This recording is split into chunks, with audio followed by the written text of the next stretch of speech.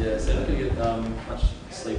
So I'm just going to briefly talk about libraries, how can you make one if you haven't made one before, a little bit about optimizing one. So I'm just going to talk about two that were done for some Freetronics equipment. One was an infrared temperature sensor, one was the other was the cube, the lower probe for doing scanning.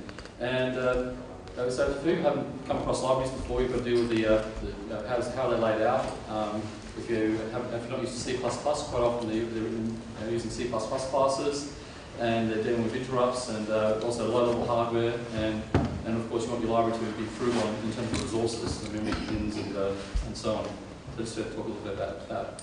Now, if you haven't written a library before, there's two basic ways you can go. One is to take a library that's pretty close to what you want and gut it and have your way with it. That's probably what most of us will do. The other, of course, is to start from scratch, where you can basically take a sketch you've written that does work with the hardware, because there's no kernel, there's no hardware protection to stop you from doing anything you want. And you can write your sketch and prototype it out, develop a bit of an API, get the .h files, and then start to turn that into a library. So if you're to do that, first you need to know the layout. And where you put your sketches, there's a directory called libraries, and you have your library there. It's my library. You'll have a C++ file and a .h file, the API interface, and any other definitions you have, constants and so on. And then it's also nice to have some documents and some examples and some documentation for people who use it. And keywords.txt is for color coding the IDE. So this infrared sensor, basically it was like many things you get from China, the documentation is a little bit odd. It kind of looked like it had an SPI bus for a clock and data, but it wasn't exactly SPI. So and there's some code out there on the net that looked like it played with something similar. So it's a matter of just experimenting in terms of sending, just flipping the bits until the sensitive data started to come back and match the documentation, which is basically a small packet format that said, here's a packet which the type was at infrared or ambient temperature. Here's the checksum, and here's the 2 bytes of data, which you then turn into a Celsius or Fahrenheit value. And so you enabled the acquire pin, then the device started sending you back a clock, and when basically the falling clock pulse you, that's when you sample the data. And you sample that into a packet, and then you checksummed it. So first thing to do in the library is to create a .h file, and there's the common if and if to say, look, if someone includes the library this header twice, use it once and ignore it every time after that. There's a bit of code there to deal with Arduino IDE before 1.0, just different include, and then there's some defines for the for timeouts and pins. So that's the first half of the .h file. The second half is the part that has the definition for the functions. And with C++, what a class allows you to do is to separate that into the public part, the part you want people to use, and the private functions are just for your use only. And that's probably one of the nicest things about using C++ in your libraries is rather than having this massive functions that people go, well, which ones do I use? They can just look at the public section and go, oh, they're the three. There's the one in yellow, IRTemp, that's important because that's the constructor. That's the part that allows you to create an instance of the IRTemp class. You give it the pins, and then the library can then function from there. And the 2 calls for get ambient temperature, get IR temperature. And the users of the library can then forget about all the private internal things that you use to manipulate the hardware. The C++ source, this would be, we break into 2 parts. There's what's called the constructor, which will accept some parameters to initialize your library, and will set up pins, the pin modes and so on. And you can pretty much consider that to be the equivalent of your setup function in a normal sketch. And the second half of your code will be the implementation of your library. So in your source file, you'll have IRTemp is the name of the class, and then IRTemp is the name of the instantiator. Takes the 3 pin values, and we save those pin values for later use. We set up the pin modes and then set them all high. And then in the second half of this file, second half of this constructor, we then just enable the sensor, and then we set up the interrupt handler. And so what the interrupt handler does is, based on what pin, it either attaches it to interrupt handler 0 or 1. The Arduino has 2 pins that can be used for interrupts. That's pin 2 and pin 3. A trick I wasn't aware of is that whilst pin 2 and pin 3 can be used for the interrupts, actually any pin on the Arduino can be used with what's called a change interrupt. So if the pin value changes, it can still cause an interrupt like they've got any other pin. Has anyone ever played with that? Yeah, but not everyone's seen. And I heard you talk about it. Last year we used it. Yeah, so I wasn't too sure if everyone else in the room was aware of it. The there is a race condition involved. Oh, I can talk to you about that. Cool, right. Yeah, well, another lightning talk maybe. Yeah, so the construct's very much like your setup function, and then after that we have I'm just going through the get temperature function, and what we do there is it's doing the sensor enable basically sets the acquire pin high, so we start to get data, and then whenever the interrupt handler is called, it basically constructs the packet, it disassembles it and sets the temperature data, which you get from read temperature. So I can explain it very well. So the idea of the get temperature function is that basically you'll get the data that's been sent by the interrupt handler and return it to the user. The last part is the interrupt handler, and with the interrupt handlers, you don't want to be spending, you want them to be very quick because they're taking time away from your application, and you don't want to be calling serial print line or anything like that there. So what we quickly do is we check if the sensor's enabled. The interrupt handler is called when the clock has fallen. So we're going to sample the data bit, assemble it to a byte, which is what's happening in that loop, and then whenever you get to the active bit, you set it back to 0 and update the index, and that just basically constructs a byte. So the last part of your library is to update keywords.text, which is simply a way of getting color coding for your classes and data types. So classes will be orange and functions will be brown, and then documentation examples. So what I really want to do is just quickly go through a more complex example of the cube. The cube is basically you can see 64 LEDs. There's 12 planes, so each one of these LEDs is red, green, blue. So it's basically a red plane, green plane, and a blue plane, and that's repeated 4 times. And we wanted to scan this about a couple of kilohertz, so you didn't get too much of a flickering effect. And then on each plane you can see there's 16 red LEDs, 16 blue, and 16 green. And this tied in really nicely with the hardware that Mark Alexander designed. On the back there's the AVR micro 32U4. There's also a 116 demux, and so that demux is used to be the high side driver for each plane. So you send in 4 bits to it, and that selects one of the planes, red, green, blue, red, green, blue, red, green, blue. We're only using 12 of those, not 16. And then there's this little chip here, the MY9262. That's a very clever little chip. That gives you 16 channels of 16-bit PWM. So each of these the red, green, and blue can be 16 levels of intensity, so that's quite a lot. And so what happens is when we select the plane, we then use this chip as the low side driver to pull low the LEDs you want to have turn on at the duty cycle so basically give it. So basically for every plane you give it 16 bytes of data, which is the PWM value you want for each of the LEDs. So I guess what I'm trying to get across is a lot of bit banging going on here to do this scanning. So on the 116 demux, you've got an enable pin and 4 input pins to select one of the planes. On the MY9262, you basically use true SPI, except there's a twist. On the 16th byte, as you clock out the 16 bits, if you clock out at the if you send the latch pin high at the 6th bit, that means that what you're sending is actually a command to the chip, and that you can set the command chip, you can say what current you want and a whole bunch of other interesting things. And if you actually clock the latch at the 14th bit, that'll actually latch the data to the plane, because what it does is it holds onto the previous, it's updating the previous throw of LEDs. You latch in 16 bits and you send this latch bit. So what you've got to do is, as you're sending out SPI, you also have to synchronize another bit to the chip to tell what you want to do. So it's a little bit unfortunate. So what it means is you use the SPI for the first 15 bits, so first 15 bytes, then the 16th byte you then have to do bit bang by hand so you can actually control the latch bit. So so there's lots of bit banging. So the code, the initial code was just done as a prototype in using Arduino digital writes, and so you can see it sets up the SPI, sets up the divider. There's an LED array, LED 4x4x4 of bytes. So that gives us a byte array that the users can use to fill what they want the LEDs to be. So the user's library is effectively just writing to an LED array, and then the hardware is, the interrupt driver is basically doing the scanning using that array data. So that's what the yellow is. That's just pulling the data out of the array, and the rest of the library is simply just giving you things like set LED, fill plane, fill cube, draw box, do that sort of stuff. So we're using SPIs in the first 15 bytes, and then after that, we then do some just hand-coded loop to send the last bits out, and then you can see somewhere in here on the 14th bit, it will send the latch high, and that's to say, hey, latch the whole thing out. Now that takes 656 microseconds to do that, to do one scan. And if you want a scan rate of over a kilohertz, we want to call that every 700 milliseconds. Simple maths, 94% of that CPU is just keeping the LEDs going. Not much for the actual application sitting in someone's loop code. So not a great result.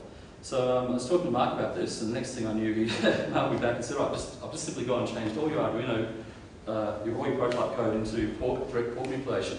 And what's interesting about this is you can see highlighted in yellow, like port D, all that with the 6th bit, just basically set the 6th bit on port D. That's directly equivalent to the digital write Arduino command. So it's not scary to do this. Basically, each of your Arduino digital write library calls can be turned almost directly into a port manipulation, just twiddling the right bits. Because most of what the Arduino library is doing is just checking your parameters and things like that. Which is important for people who to protect people from doing crazy things. But of course, if you're trying to get the most out of your hardware, just don't just don't make mistakes, as I'm sure you will. So you don't need all that stuff. So that's pretty much what happened. It's just, and what the result is, we went from came down to 116 microseconds. We now call it at 2 kilohertz, and so it's scanning faster, and it's only using 23% of the CPU to scan LEDs, leaving 77%. Which has gone from 6% to 77, which means we've actually got an order of magnitude more time in our application to do cute patterns, which is what John's been doing in his spare time, which he doesn't have. So that's in a nutshell. I found it kind of interesting. Is there any questions or comments? Quick question: when you were writing that library, if there's errors and debugging, etc., how do you go? Are you doing that in an Arduino environment? You know a bit about don't make mistakes? Yeah, I heard that bit. No, for the rest of us. No. What I do is I code incrementally, line at a time, and typically it means if I make a mistake, and I often do, it was the last thing I did, and that's mostly how I get by. But also, I had an oscilloscope, and for example, I basically put the oscilloscope on the pins that I was banging and say, oh yeah, that talks about that. I am changing the pin I thought I was going to change, and it's actually going at 700 microseconds. So it's a standard. You use that, and you step through it. And sometimes it's just guess and luck. You read this spec of the chip of the MY9262, and you just have to read it. You have to put yourself in the mindset of the person who wrote that document and be a bit zen-like, and you get code matching. Sometimes you just have to make a leap, or call Mark Alexander. So it's a kind of there's not much you can do for debugging for uptimers unless you get out a nice logic analyzer. When it's compiling, if there's any errors sitting out in the Arduino, like the port code? Yeah. Well, let's just see. Yeah, so you're just getting normal errors coming up in the compile. Exactly. We get compile errors. Yeah, exactly. Yes, look. When and where is this shiny cube going to be available for sale? Oh, I'm not at liberty to say, and it's not my fault. All I can say is it's my fault you haven't seen it sooner. But I think there's. Well, John might answer that question soon. Yeah, answer it soon. There you go. When to start? Yeah, we've got 500, we've got the hardware things ready to go. They're just already shipping. Waiting for some software to pop. No, software is done. Waiting for a box to put it in. Yeah, it was my fault, it's not my fault. Oh, I know whose fault it Yes. So do you have any pre-release kits here? Sorry? Do you have any pre-release kits here? No, just these ones we've got for code development. So yes, this is not a sales presentation, it's not. This is so we'll move along. How did you do the profiling? You know, how you determine how much time we're spending in the different. You can surprisingly do quite a lot of calls in your interrupt handler, so you can still call millis and microseconds and stuff to get that time. And you store that in the variable. Because what happens is when you do that, things do stop. But if you just call it, what I do is I just call it top and tail, and put that value away somewhere and then just print lined it later. And that, Right. that actually was. You saved it in a global or something. Yeah, exactly. So that was on way, and then I flipped. What did I use? I used an unused pin, and I flipped that pin at the start and end of the interrupt timer, and used my oscilloscope to just make sure that my serial print line was not lying. So I did. That's another answer to the question. Do things two ways if you can, two different ways to verify that you're not hitting yourself. But the trick of actually finding an unused pin and making it go high or toggling it and putting it on the oscilloscope, they can do all sorts of simple but handy timing things that way. I'm not going to any hardware. Okay, so John? Great, Thanks, Andy. Now, is it going to mirror or not?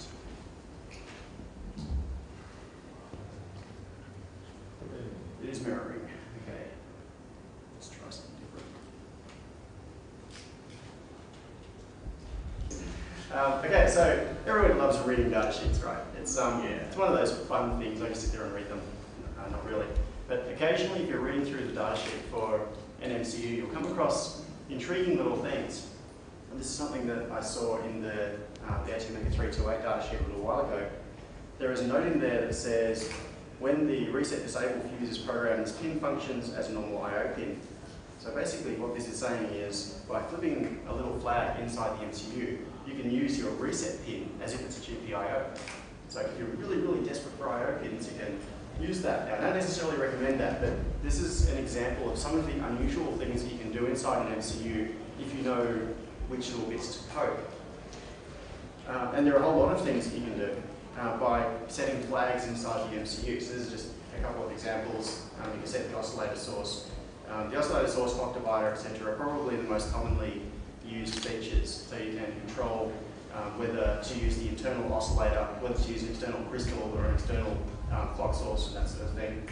You can do things like permanently enable the watchdog so that it starts up as soon as the MCU begins. You can enable the debug wire feature, which allows you to get debugging information out of the MCU even when sleep is enabled, which means that it will not properly go into sleep. But it gives you lots of options that are great for development.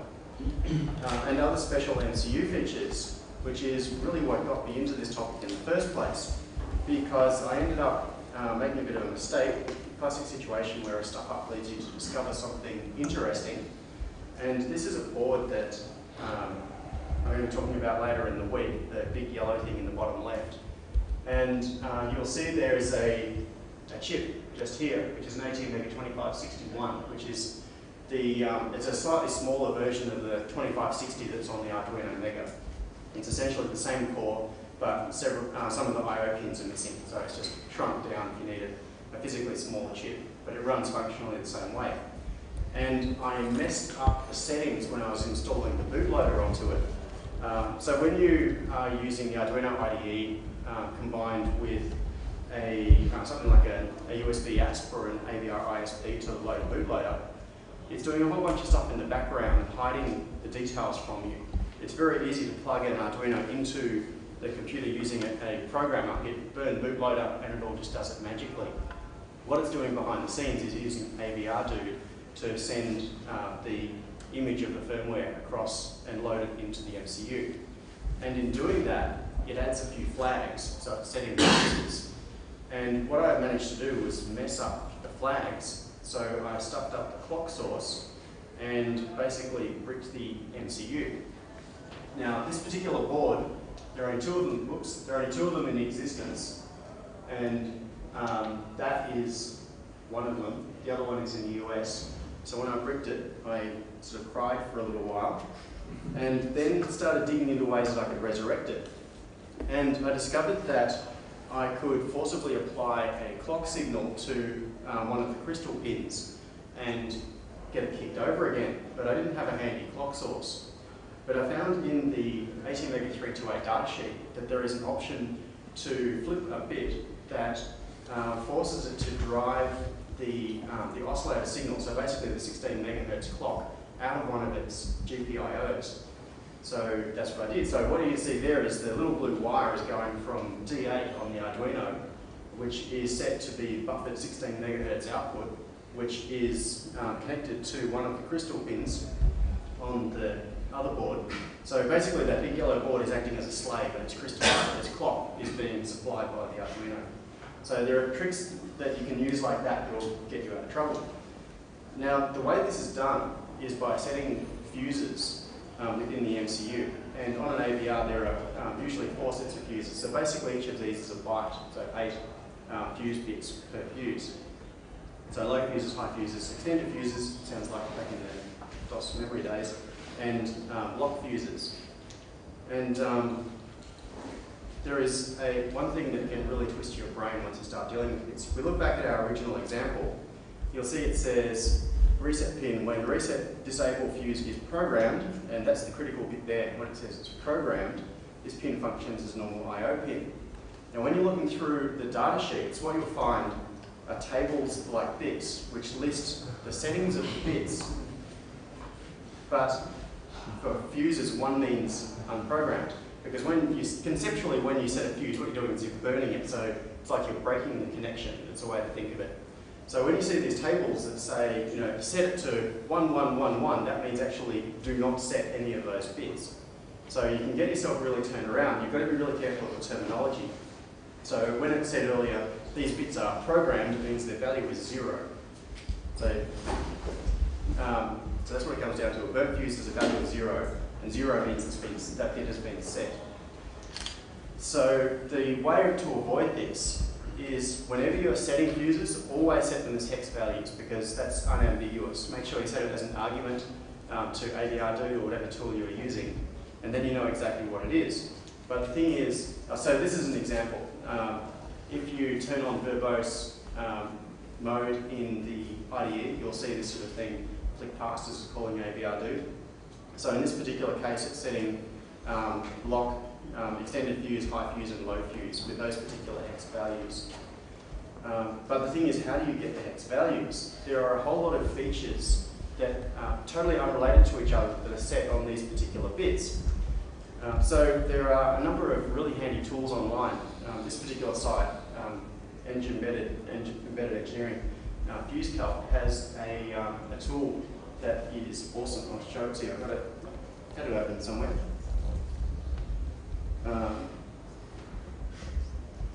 So what this does is basically act as an online fuse calculator, and you can select your MCU. So I've got 141 different MCUs loaded with metadata about what all of the different fuses mean. So I've got the 328P set here, and they give you several different ways of looking at it. You can work either forward to the hex or from the hex backwards to find out what that means. So, it gives you multiple representations of it. So in this case, we've got feature configuration, and you can select from a drop down here what setting you want for that particular feature. So in this case, it's the oscillator setting. So that's internal RC oscillator, 8 MHz with a certain startup time. That's the default value. If you change that, what you'll find, it'll reload, and what you'll see lower down, these are the actual literal bit settings for those fuses. So the low fuse, the high fuse, and the extended fuses. And certain features like the brownout detection, because there are so many options, it uses multiple fuses to set it. So we've got brownout detections level 0, 1, and 2, and we've got brownout detection option here. So if we say we want brownout detection at 2.7 volts, it then sets those bits appropriately. So you don't need to worry about what the individual bits are. You just set the particular feature you want, and it combines it to work out what the settings are for those particular fuses. So that's a really, really handy tool. And you can it also outputs the hex down the bottom, and just for bonus points, it even gives it to you in a format that you can simply copy and paste into your terminal, and those are the arguments to AVRdo to achieve those particular settings. So you start with the features that you want, turn them on or off, hit go, and it generates all those arguments for you. So this is one of those things that for a long time I just totally cargo cultured it. I didn't look into what these settings mean. When you call AVRdo, there are lots and lots of options to it, so I used to just use examples and say, oh, it worked for them, so I'll copy and paste that. But you can, as I found, you can really mess up boards if you don't know what you're doing. So And it's not as scary as you think. So once you see what those actually mean, it does make a lot of sense. So that is pretty much it for my lightning talk. Yes? So just a couple of days ago, we were reflashing the microcontrollers on the quadcopters that we're building for workshop at MHP. Mm-hmm. And I thought, okay, I'm going to reflash the firmware on these things. I'll back up one step first. Yes. So I dumped that, and the values of the fuses were complete garbage, or so I thought. Like, Mhm. looking at you talking now, they're probably actually bit inverters. Yes, that's right. That's probably the opposite of what you thought you were looking at. So the dump is actually different to the hex values you put in. They're bit inversions of each other. Okay. So if you write the fuses out as a hex file, Mhm. the value inside there. Yes, you may have to invert that as well. Yeah. So the moral of the story is pay attention very closely. Yeah. Okay. Luke. So on AVR, there's actually one fuse you need to be really careful with that you don't accidentally set that bit, and that's the one that disables the ISP programming interface. So if you set that, you Yes, can't that's get back true. into the chip unless you Unless have you the have hardware parallel for programming. yeah. Exactly, yeah. So there are things you can do that will come very close to bricking the MCU. Yeah. Yeah. Unless you have The other thing you can do in that situation is find a high voltage programmer, Yeah. which will reverse it back to really, really basic. Just Yeah. do all the Do a internal full chip stuff. arrays. Yeah, Yeah. you can erase the whole thing and reflash the fuse bits to get it back to the point where you can use the That's right. ICFP. Yeah. So you can just etch this one. So I've heard of people finding the bits to stop people copying Yes. their code. So it's obviously set some of those bits will stop people doing what he just did, which is dumping the stuff out.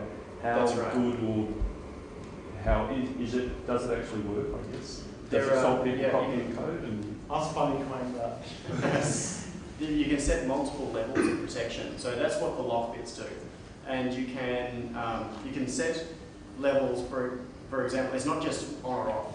There are multiple levels of protection. So you can do things like protect your flash or just protect different parts of memory. And at the highest level of protection, even that doesn't stop you from reflashing the chip. So you can still do a full chip erase, you just can't see what was in there before. So you can't totally lock yourself out of the chip using the lock bits, but you can prevent people from pulling the data back out of it. Does that mean you also can't verify the contents after writing? Yes. Yeah, I don't think you can if it's been locked. Yes, generally I thought you would write it, check it, and then... That's right. You can. That's the other point, is that you can set these bits at any point. So you could load your firmware into it, verify the checksum, and then set the lock bit. Yeah. But once it's locked, you can't. If you actually read the data sheets for microchip picks, they will have they have a big disclaimer at the start of the data sheet. We do not guarantee that the code protection mechanism will absolutely prevent your IP from being knocked off, because it can be hacked. Yeah. But of course we're all open source here, so we don't care. So Well, you don't even need it, right? It's all open source. So yeah, that's right. So I personally wouldn't bother setting those bits. But Unless it was for a challenge. that's coding challenge or something. You'll give us your code list is actually known. Yeah. That's a different situation. That's a different story. So yeah, not all bits are equal. No, it's a recall. No, that's right. Okay, so thanks. We have. Do lots of different things in my day-to-day life, but one of them is I work with my family's business called O'Connor Wooltech. And for many years we've been using a controller based on the Zylox Z80, which is now unsupportable, of course, for the last 30 years. And so for 10 years we've been using what's called a programmable logic, PLC. And they're say the least, a pain in the neck. Ladder logic is a terrible language.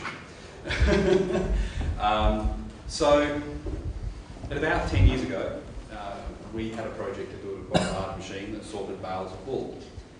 And we started off with PLCs, and that project really didn't finish off well.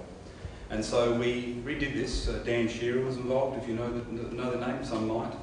A few other people, a gentleman by the name of Martin Leadbeater. David Neal, Joseph Burford, another fellow. And we developed a control system using Linux, 2.2 kernel initially and on 2.4 kernel later on.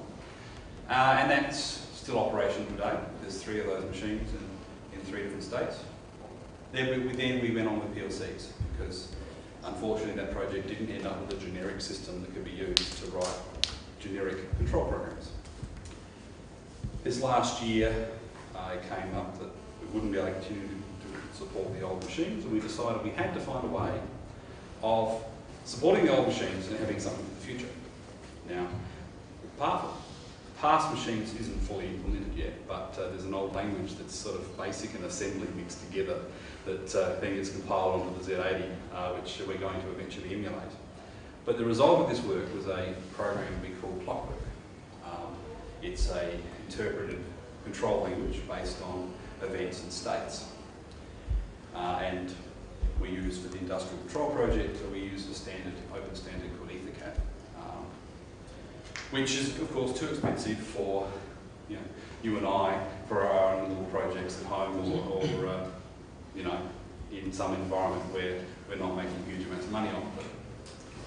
So as part of a side project, we started to implement something using the Arduino, and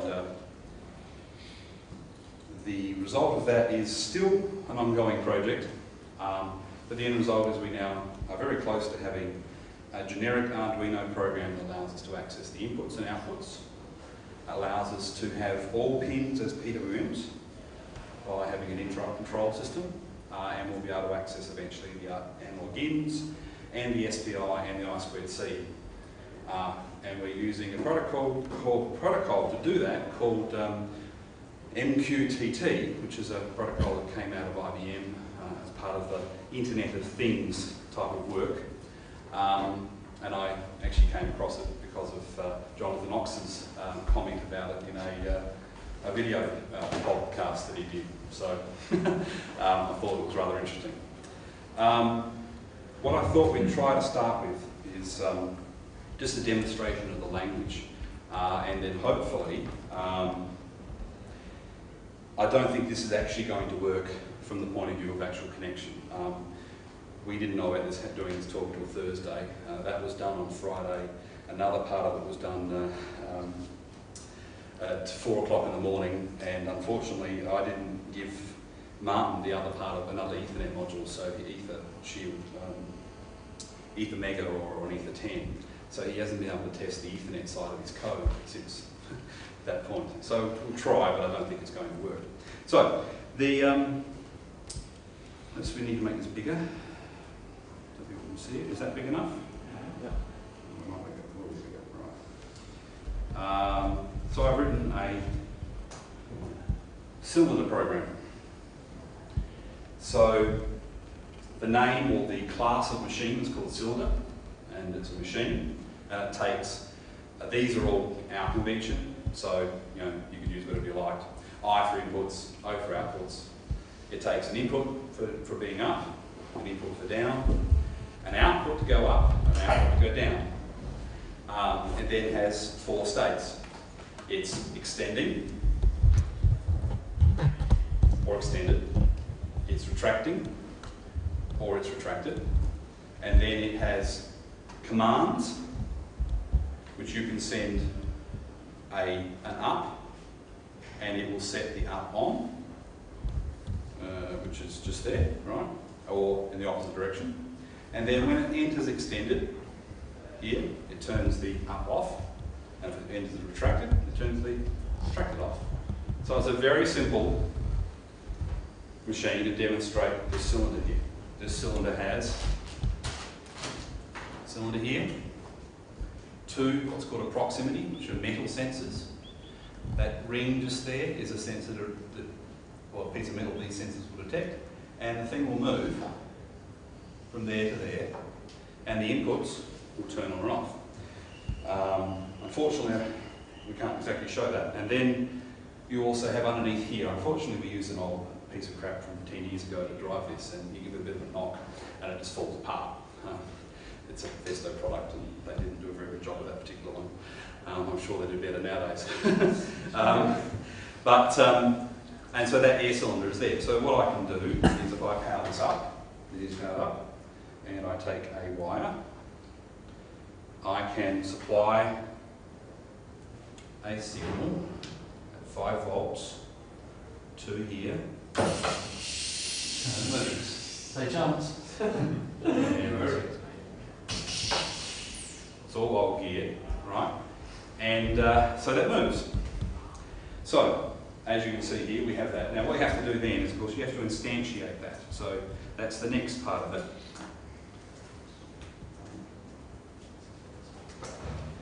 So this is our configuration file. Now, this is where Jonathan and maybe, I've got his name right now, can tell me that I've done the MQTT stuff incorrectly, because we've never played with it much. But this configuration file says, firstly, let's create a thing called M2, which is the MQTT broker. That's how we connect to the broker. MQTT works on the idea of a broker, and clients connect to it. I believe brokers can be interconnected. Yes, it's a bridge. Bridge, right? This component just here is what's called a topic. In my ideas, it's really a path, but it's basically it's a value keypad. You've got a value and a set of data, a value and a set of data. And so we've created that I extracted. It's a point. Points that can be on or off. M2 is so it knows what type of point it's dealing with because it's an MQT broker. And then what we do here is we're saying to the thing we're calling my mega config, meaning it's a config item, and it's a digital 0, which means it's a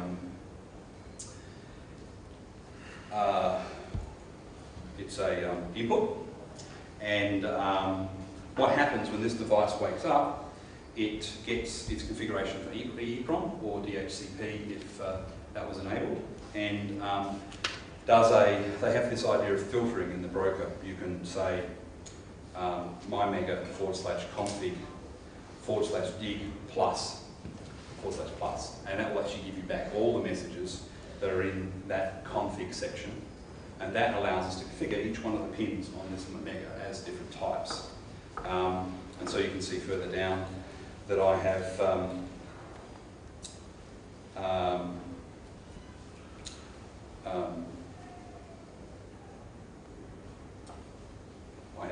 also done PWMs. And then what else? Now, so what we have to do is this file here. This file here is processed by a simple bash script and actually sends that information into the channel so that this has the original information. So we run that program, then we run our control program. Now I can't connect it up, but what I can do is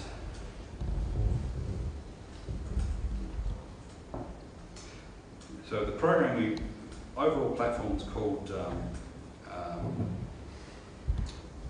Laproc.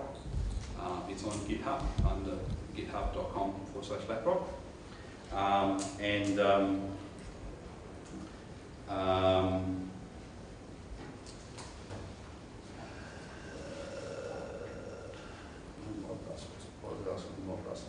This system supports another industrial control standard called Modbus, which is a fairly old standard, which is used by SCADA systems. You would have heard of SCADA systems are used in,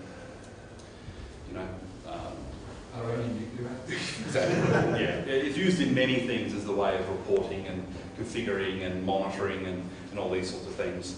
All very insecure. Modbus has no way to put a password on it. No way to put encryption on it.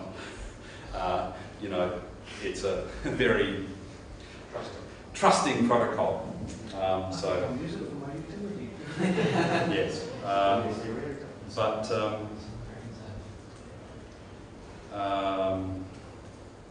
Let's use this one instead.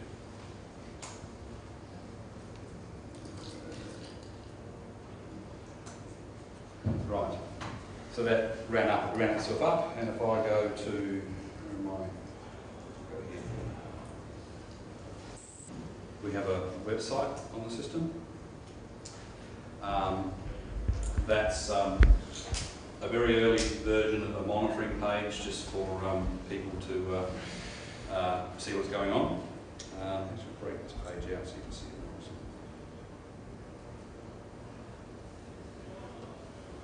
Now, if I change this here to add mini.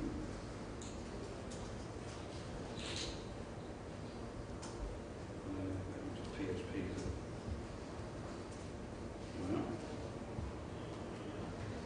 Right. This is a program to control a coring machine, wool coring machine, and I'm hoping what I'll be able to do is demonstrate the sort of operational. No, I won't let me do that.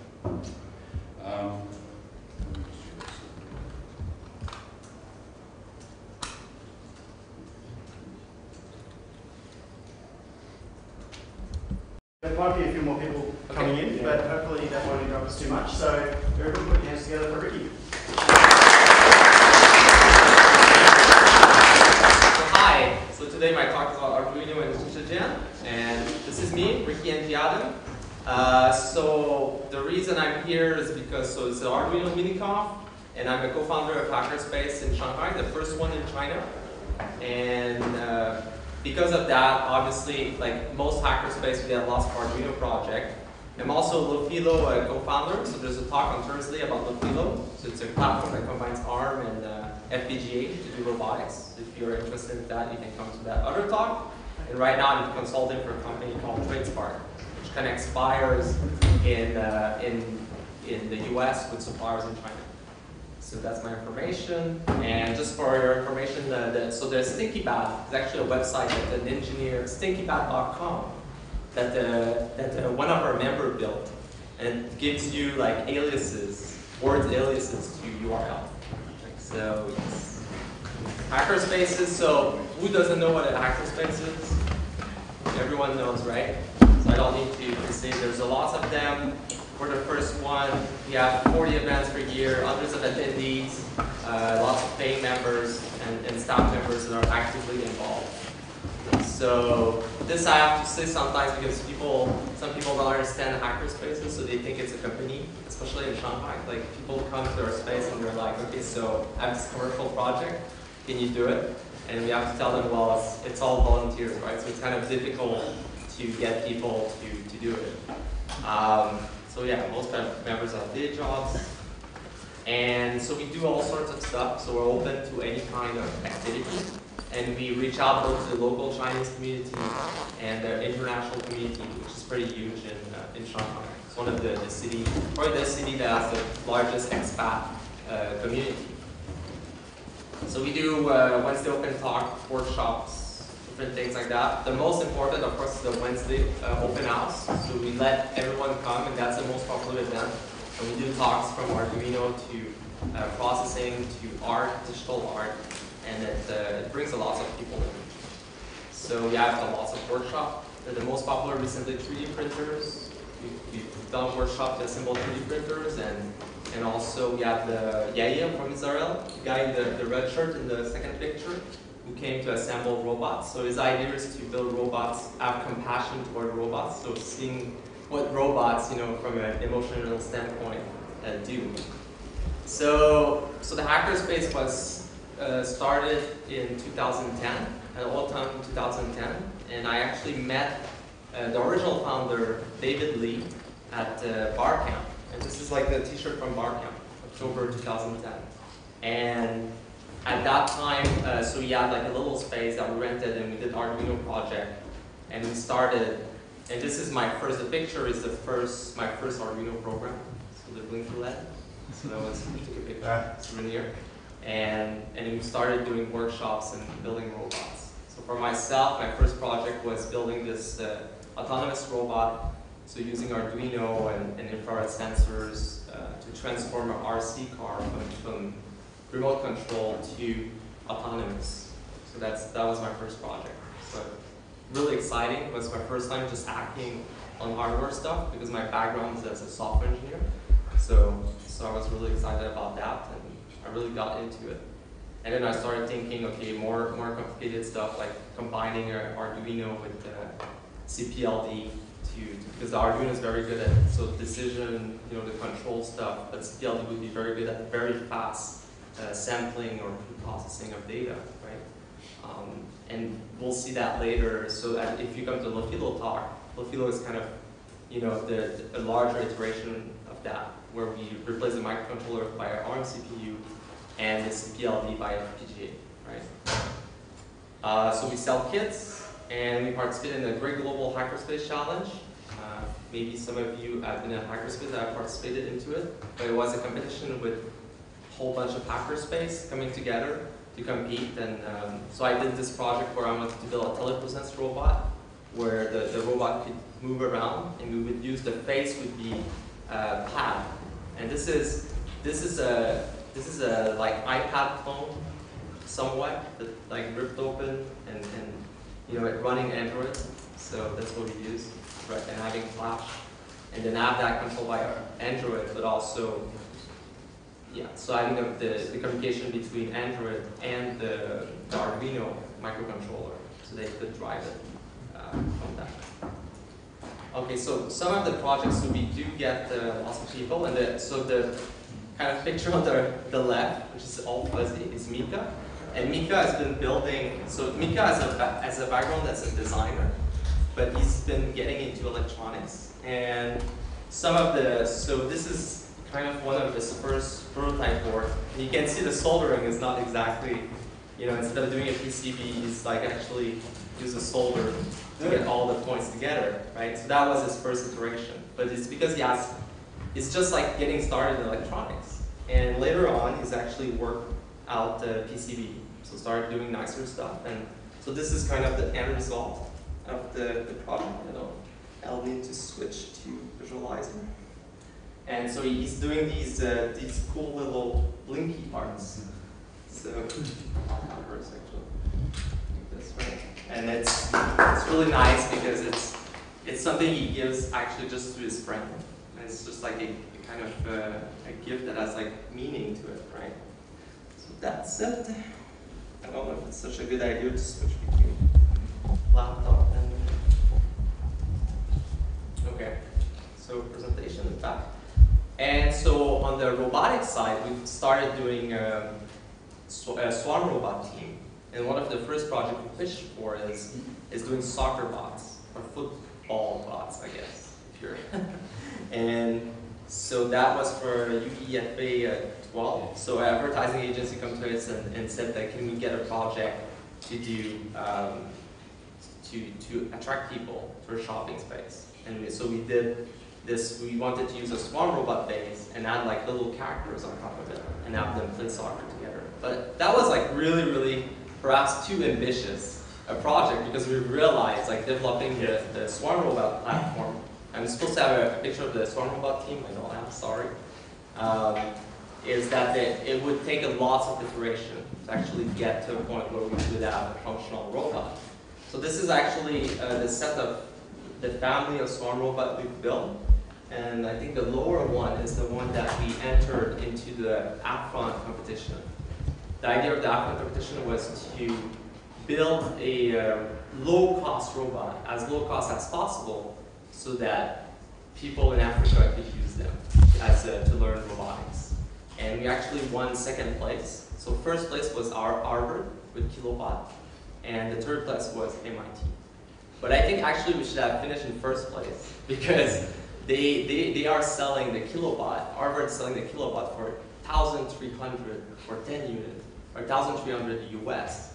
And we could probably do the same price in renminbi if you wanted to. I can yeah, 1/6 the price, right? So I think we're closer to that ideal of being able to mass produce a really cheap robotic platform. And so this is the latest iteration. So one of the members of the Swarm Robot team took up the Swarm Robot project. And so this is not my project. I'm just going to say that. Like these are members of the space. So Liu Yan is one of our Chinese members. And he's taken what the team, the Swarm Robot team, with Spencer, which some of you know, he's one of the Canberra Hyperspace member, and Edward, who developed most of the infrared technology on the robot, and built the software around it, and is developing, trying to commercialize it, basically, so that more people can have access to that robot. So I'm going to give, I don't know, I think, should I move to demo, or should I I'll do the demo at the end, I guess, so I don't have to switch back and forth. But, so this is just the diagram of the robot, structure looks like. So pretty simple, and the key to this is the use of IR to do both object collision detection and communication. So it asks, because if you're building a swarm robot, which is swarm behavior like ants or other animals that work collectively, mostly insects, they need to communicate simple messages between each one, right? So typically this is pheromone in the biological world, and in this case this is using infrared to send messages. But what's interesting is they switch between communicating through infrared, but also detecting objects within a certain range. So long range and close range. So I guess I need to show you a little bit the structure. So let's move to this. Okay, so I have two units here, and as you can see, so it's like this. And how does that relate to Arduino? This is actually, if you plug it in, it acts like as an Arduino Uno, and it even has a little shield system for the sensor part. You can actually, so this is all packaged together. So it lets us experiment with different shield system, different communication means or different detection means. And so battery, rechargeable battery, and this is where the USB to serial goes. Power switch. So I'm going to switch this one on. And you'll see this one is in food, so it represents the food. So you'll see can you see the LEDs flashing? Yeah. Okay, so see the optical detection. But it's not going to move because it's just acting as a food source. So it's just sending messages that it's a food source, right? So we have these interior LEDs, pretty interesting. And then this one is the hunter. So if I start them off like this. So the camera's actually picking up the infrared off that. Oh yeah. I think you could turn that light down if you want. So it's hunting for the food. It found the food because one of the green LED came on the hunter, and it's going to navigate towards the food source. This is obviously more impressive if you have like a larger set. So this is one of the behavior in the program. The other behavior is that these robots can do leadership, so they can have where one robot is a leader and the other one is a follower, and they lined up. So you can have like multiple robots and they're all in line, like ants, right, following a trail. That's pretty cool too. So when it discovered a food source, a 2 LED in front flashes, it's really happy because he can finally eat. So that's the little robot. Let's practice a lot. Okay, so that's the structure. So as I said, obstacle detection, leader detection, communication. And one key thing that they've done in their research for the robot is that the infrared emitter light is actually has this flat surface on top. If you come and see it afterwards, they flattened it to get the better IR dispersion of it. So we'll look at that later. And so these are the range I was talking about. So they're adjusting the power of the IR emitter to achieve different range for the robot. And so right now, one of the problem that these encounters is that with 4 LEDs, it leaves like a dead angle, right? So he wants to upgrade the sensor platform to 6 LEDs instead to get a better 260 coverage, 260 degree coverage. And this is the roadmap. It's the version 1, and so like what's planned, the behavior, it's like all swarm behavior. So we're talking about actually having the robot find the food source and then bring it back. So that kind of more complex behavior or battling for food. And so multi-group, the last one is kind of mesh networking, right? So the robot can pass messages to one that's outside the range of the current setup robot. And so this is what the program, so all the source is open source. So it's both on Git Cafe, which is the Chinese clone of GitHub, and GitHub itself. So if you guys want to look at it. So I've actually been looking in the code with the developer. It's actually very nice. I think it's actually like a really nice structure. The only problem is some of the terminology in English is kind of can be difficult to understand. So we just need to fix that. So for example, interior info means internal state, right? So it should have been named that way. And so this is a simple state machine that represents the behavior of the robot. In this case, the hunter. And so you can get more information. We have the website, of course. We have the wiki, where we talk about the swarm robots. The mailing list, if you're interested in discussing, or if you're coming to Shanghai, I highly recommend to join the mailing list, and we'll be able to help you. And the source, gitcafe.com, Leoyen, Xbot, so you should be able to find that link. And so this is some of the people that have worked on it. So we get a very, very diverse community, like I said, both Chinese. Edward Zhang is like really the one that has to take lots of credit for this, because he's like a one-man R&D center. And he's actually also a CTO of a startup in Shanghai. So I don't know how he does it, but he has like he has like very intense hobby, and at the same time as he has a very challenging job. Mikalin, which did the LED flashing. Spencer, who's a member of the Canberra hackerspace also, and some other members. So Millen C and David Lee are the co-founder also of the hackerspace. Some of the partners, so we work with some people over there. So some of you may know Seed Studio and DF Robot. So we've got some hardware donated by them. And we actually have a very nice space inside the advertising agency. So we participate in lots of the events in Shanghai. So we're very active there. So that's it. Yep.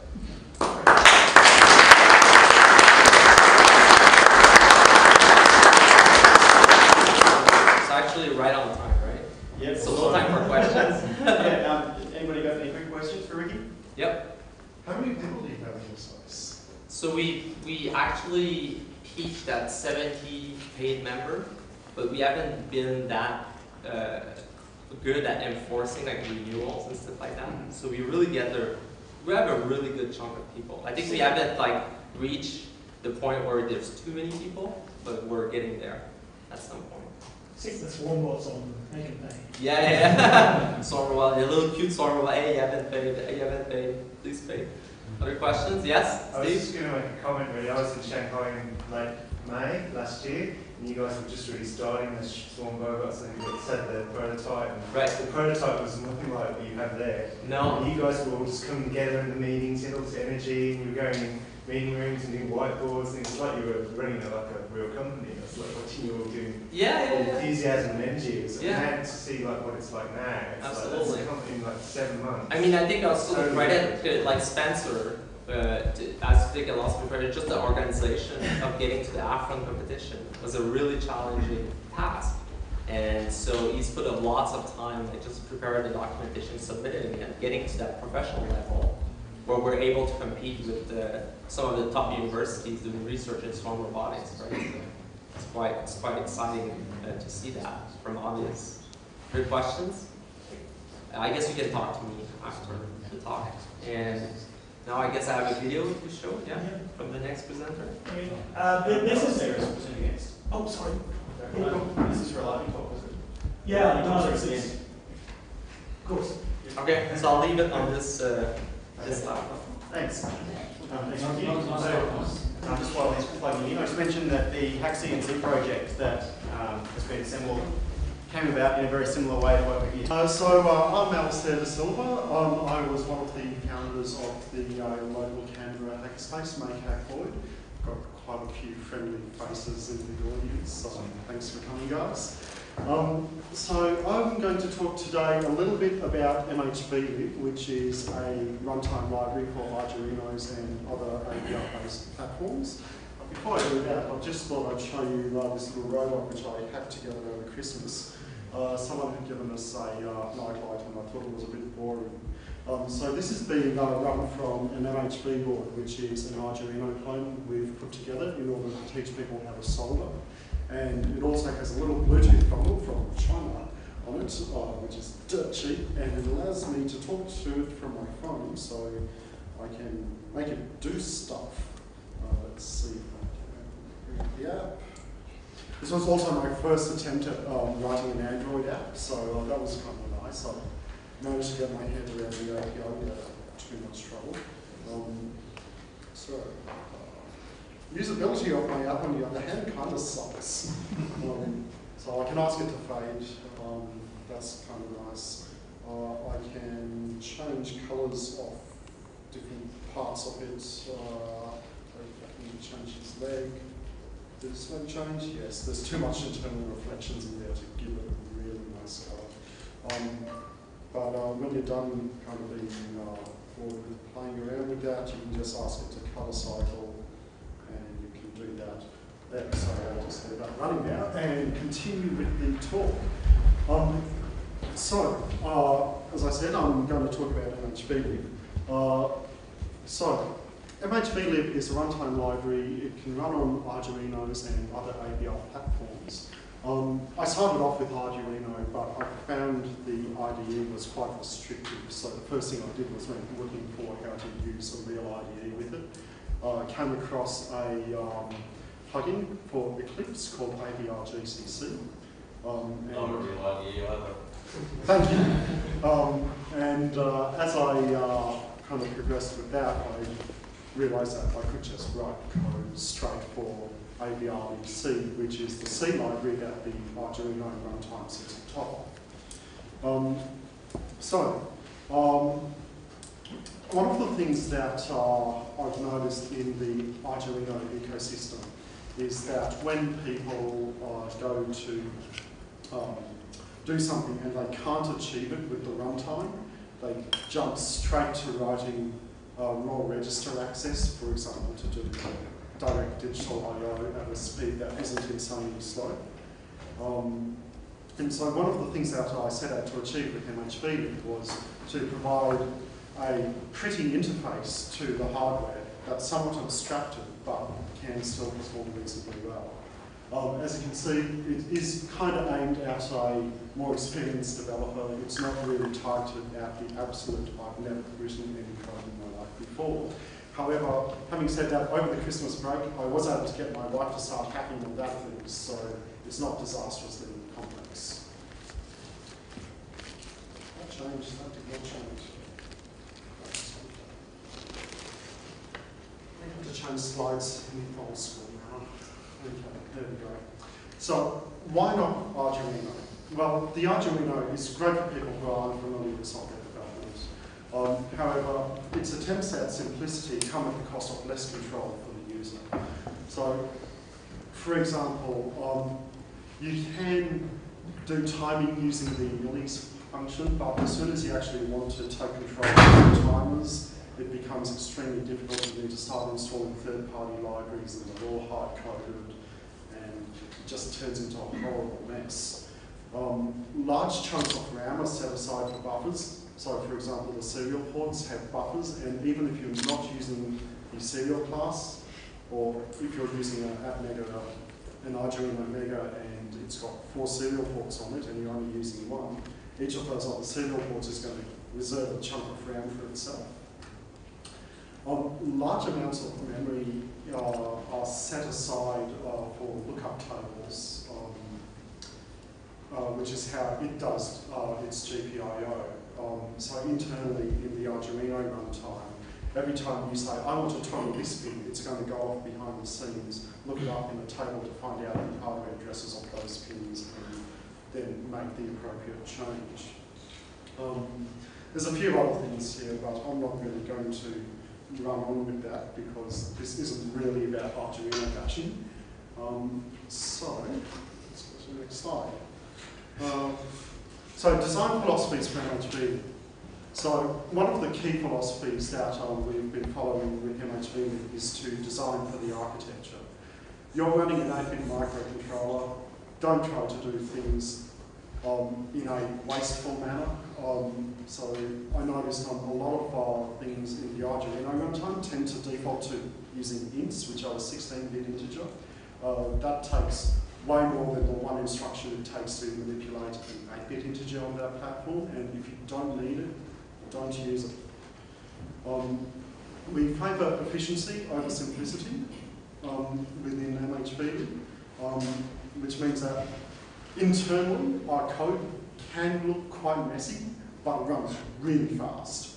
We try to hide a lot of that complexity from the user though, so when you're using MHB as a normal developer rather than developing a module for MHB itself, you still have a nice API to work with. We try to provide a rich API that exposes all the likely usages that we can envision of the hardware.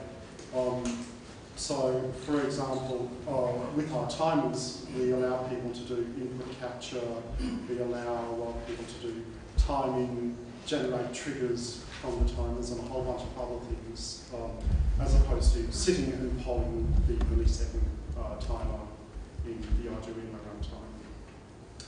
One of my pet peeves, and something that works really well for us at work, is making sure all your warnings are fixed. That means that when you go to write new code, you can see that you've actually introduced a potential problem and try to fix it.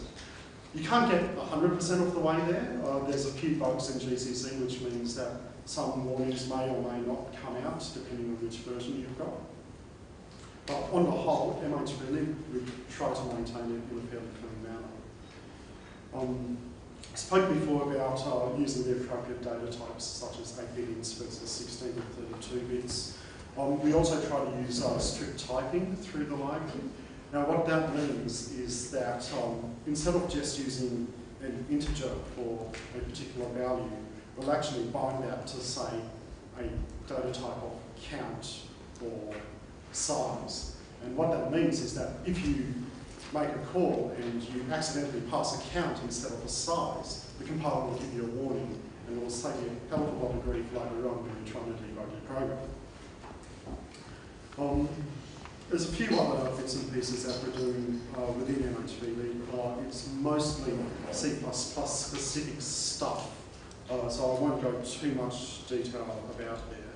But there is one point which I would like to make, which is that MHB is really designed to encourage code reuse. So we've got various abstractions of devices. So for example, we've got something called a device TX, which represents a device that can transmit data. A lot of the things which can, well, all of the things which can transmit data inherit from this. So the device TX class gives you functions like printf and the ability to write buffers, progment buffers, which is flash memory, integers and strings and so forth. And that's all buffered away and done asynchronously. So when you write to a device TX, you don't need to sit there and wait for it to complete. It will go off and complete its work in the background while your main program is off doing other things. So what this means is when you're trying to write a driver for, say, an LED matrix, you don't need to worry about implementing stuff to put text onto that display. It's already been done for you.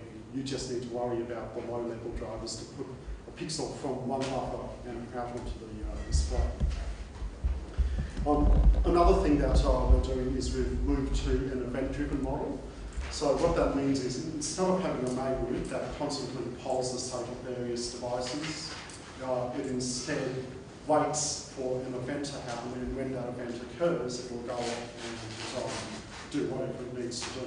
So that event could be a button press, it could be a timer saying, hey, you need to go off and do something now. It could be some data coming in from the serial port. Incidentally, when data comes in on the serial port, one of the events you can catch is receiving a line of text. So you don't need to go off and buffer up character by character and try and identify where that line is yourself. The API does that all for you.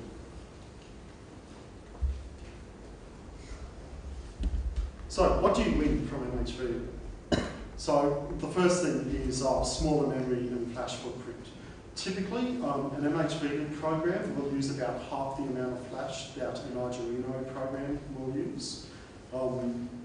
And depending on your software, between 20 to 80% of the runtime memory. A lot of this comes from the fact that we can deliver control of the size of those buffers to the user. So the user knows they only need to take in strings that are 80 characters long. You don't need to allocate a 256 byte buffer to receive that data. Our code typically executes faster. We've done a lot of work to try and streamline some of the very fundamental low-level routines, such as digital I/O. We'll talk a little bit more about that later. It's very easy to write device drivers for MHV as well, and that's mostly due to the abstraction model that we're following. So all the common code has already been written for you, and you just need to write a little glue that takes stuff from the internals of MHV and pushes it out to the device. Our code's quite easy to debug as well. In the Arduino model, there's a preprocessor which runs over the code and inserts extra lines and molests the code in wonderful ways. And what that means is that when you get a warning or an error from the compiler, the line numbers may not necessarily actually match what's in your code. We don't molest our code, so your warnings are all good. Hey, this is hard working. Maybe I should stop touching that. One nice thing that I've added recently, so I maintain a tool chain called MHV ABR Tools, which is a modern compiler, linker, etc., to actually do programming on these microcontrollers. And I've recently added a package called SimABR, which allows you to simulate an Arduino on your computer. And on the back end, it speaks GDB, which is a common debugging package, which Eclipse can talk to. Now, what's really cool is that when you're trying to debug your software, you can use SimABR and Eclipse and step through the code line by line and just inspect the values of the different variables along the way. So if you've got a weird problem where something's not coming out right, you can set up a watch on one of those variables to see when it changes and who's actually changing, which makes life really, really easy. Because sometimes you get to the point where you're debugging code by blinking LEDs to see whether a code actually gets executed or not, and it's a horrible, horrible way to work. So the other thing is, if you're using an event-driven model, in your main loop, you're not actually doing anything other than handling events possible. So in your main loop, the last statement of that is typically a go to sleep. And what that means is your microcontroller will consume less power and it will wake up when the next interrupt or the next event occurs. So you can save a bit of battery like that way, which might be important if you're running a embedded battery operated project. So this is a example of an MHV program.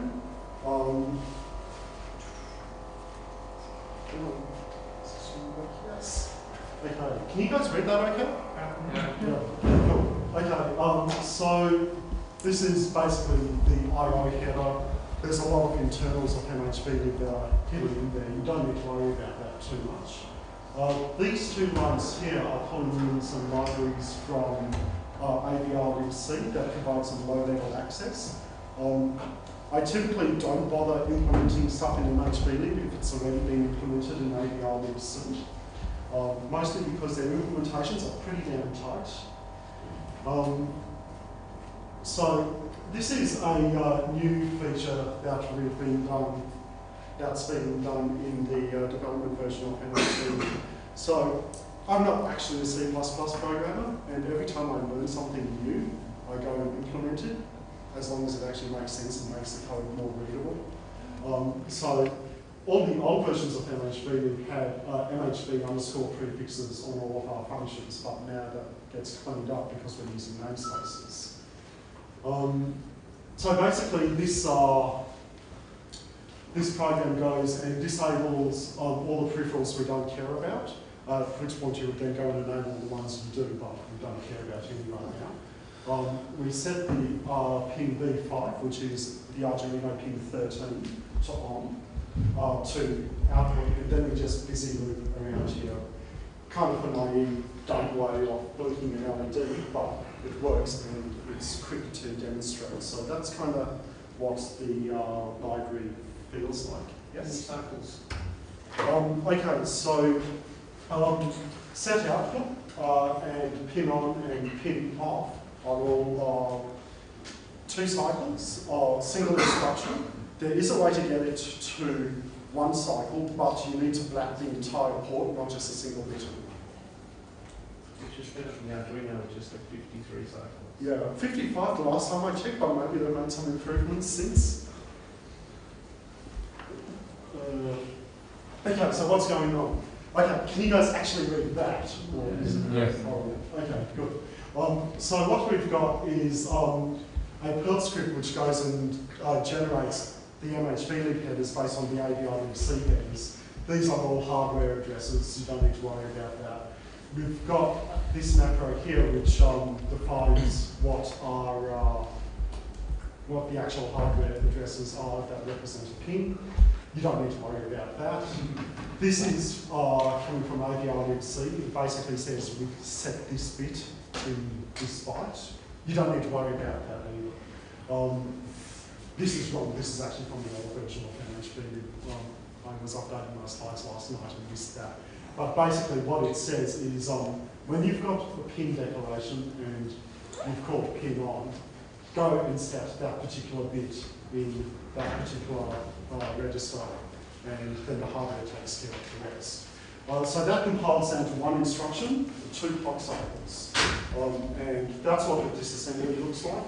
In Eclipse you can get the disassembly trivially. It actually generates it as part of the project. So it's pin change interrupt. So pin change interrupt is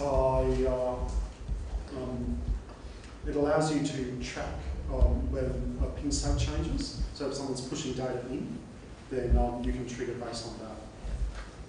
So this is a list of the kind of stuff we've got implemented. I'm not going to bore you by reading that out. And yeah, that's pretty much it for my lightning fast talk on MHP. I'm happy to go into more detail on the innards or upcoming features a bit later, just to catch me offline.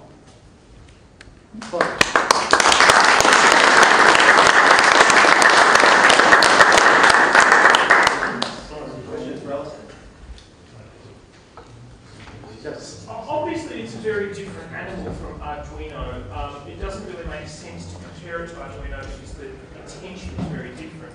Yes. But how does it compare to the standard AVR tools like Atmos Studio or even the standard basic low-level AVR GCC toolchain? So this actually uses the AVR GCC toolchain and AVI-libc. It sits on top of it and provides a higher level abstraction. Yeah. In terms of efficiency, we've tried to be as thin as possible. Yeah. But it's just a nicer way to make use of that, so you don't need to dive down to manipulating registers. Yeah. But we also provide higher level abstractions, so we've got things like ring buffers and other data structures that would be useful. So one of the things we just added was an accelerometer class that represents an accelerometer. If you wanted to write a driver for it, you would shuttle data from your hardware into that class, and the library itself knows how to do automatic calibration of those kinds of sensors. So that's all abstracted away from, you know, keep reinventing the wheel. Without adding a lot of overhead in the way that Arduino does. Yes, that's right. Cool. Okay, no more questions? Okay, great. Thank you very much.